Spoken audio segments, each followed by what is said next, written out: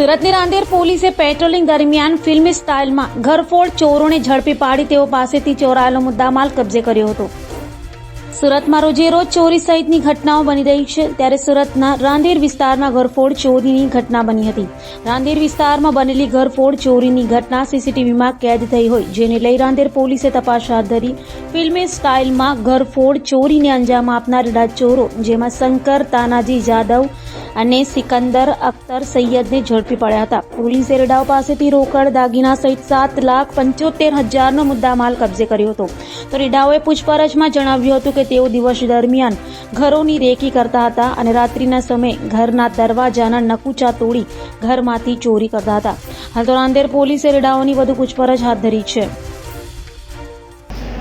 રાંદેર પીસીઆરની અંદર અમારા ડિસ્ટ્રિક્ટના 2 કોન્સ્ટેબલ અર્જુન અને ગૌરવભાઈ બંને હતા.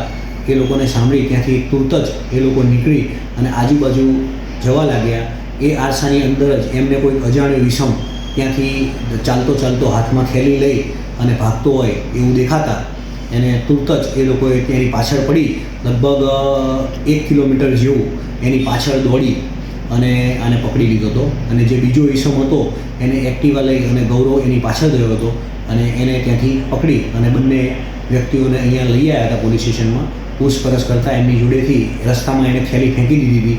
એ થેલીની પૂછપરછ કરી અને મેં પાછા ફરીવાર ડિસ્ટ્રિક્ટના માણસો, જે રાંદેરનો અત્યારે રમજાન મહિનો ચાલે છે એટલે અમારા ડિસ્ટ્રિક્ટના તમામ માણસો, ડિસ્ટ્રિક્ટ પીએસઆઈ ડીએસ પરમાર પણ પોતે ત્યાં હાજર હતા અને તાત્કાલિક ટીમો બનાવી અને બધો જે કાંઈ મુદ્દામાલ હતો એને કબજે કરી લીધો.